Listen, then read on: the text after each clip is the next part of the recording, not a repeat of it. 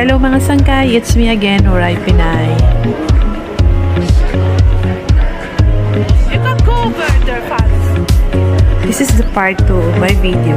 Still, we're in the Seine River in Paris.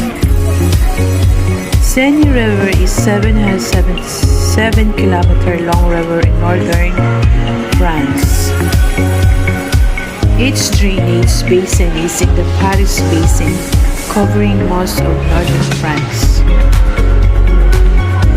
It rises at source Seine 30 kilometers northwest of Dijon in northeastern France in the Langres Plateau, flowing through Paris and into the English Channel at Le Havre.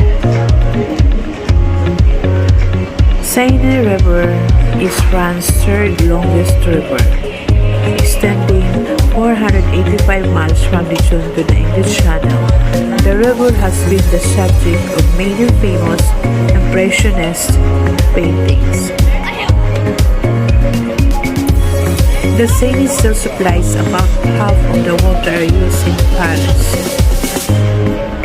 The river is used daily for water consumption, shipping, and tourism. The Seine is dredged so that boats won't get stuck on the bottom. What fish live in the Seine?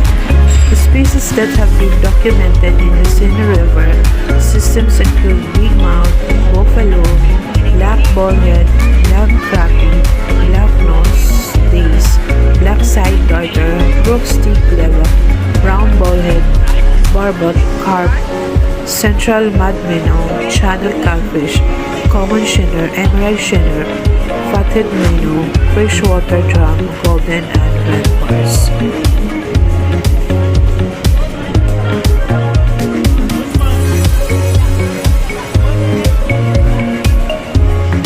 Why is the Seine called the Seine? The river Seine inherited its name from Seine, the Celtic deity that inhabited its sacred source. The man-made grotto, built in 1865 above its source, shelters a statue of the nymph Seine. Seine is traditionally represented as a graceful young woman standing on a boat. However, the statue is a replica of the original sculpted by Francis Geoffroy, who represented her lying on her side. All that is left of the temple the Romans built next to the source are the foundations, which might soon be excavated.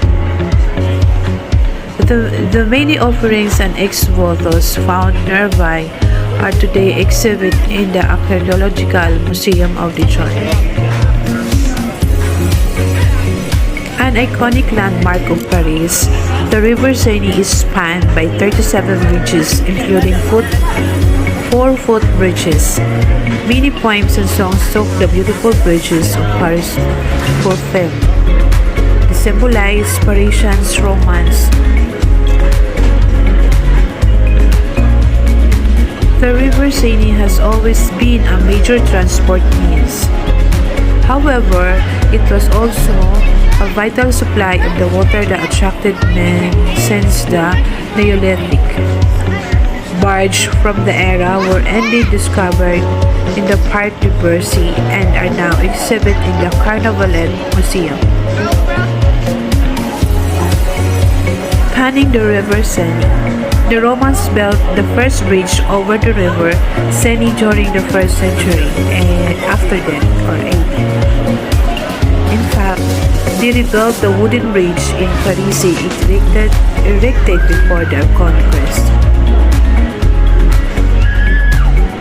The Petit Pont, as they name it, spans the small arm of the River Seine between the Vie de la Cité and the Rue Street Jacques on the left bank. It's officially recognized as the first and oldest bridge in Paris. Obviously rebuilt several times over the centuries, it's also the only Parisian bridge that has retained its original name. 36 other bridges have since been built over the River Seine. But above all, the Seine was a major water supply source. A water pump known as Samaritain was built under the Pont Neuf in 1608. It supplied water to the lower until 1813. The common people, though, had no access to these networks.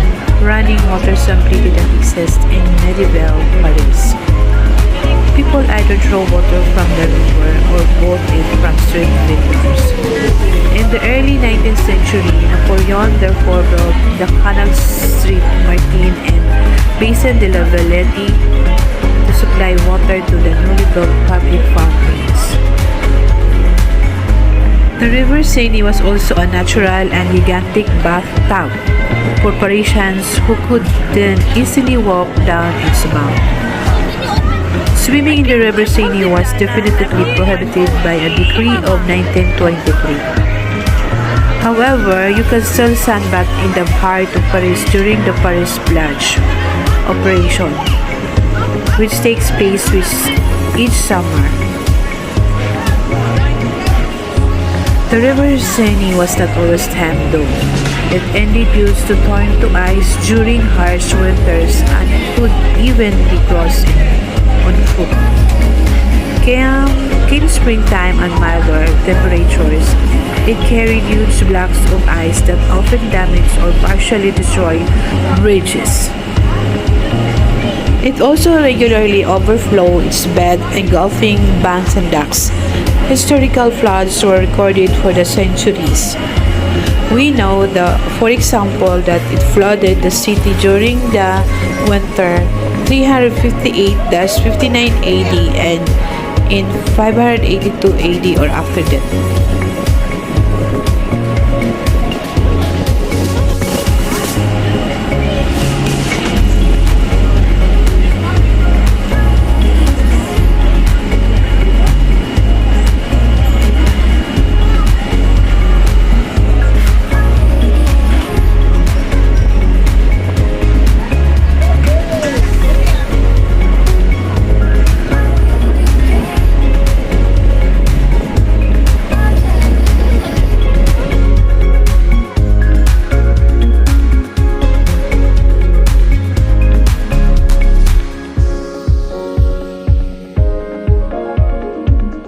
River Seine creating land.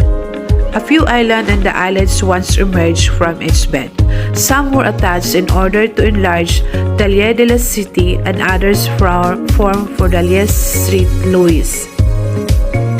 The Lieu Louvière stood at stone's throw from the Lieu Street Louis.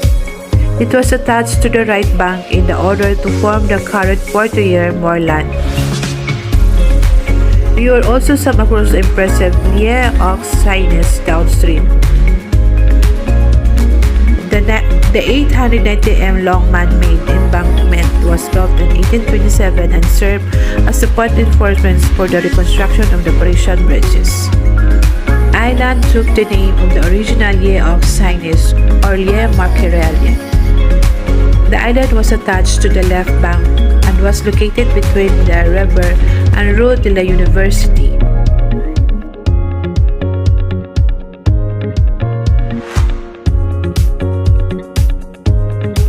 That's it for today mga sangkay. See you on my next vlog. Thank you. God bless. Bye. So at this time, pauwi na kami nito.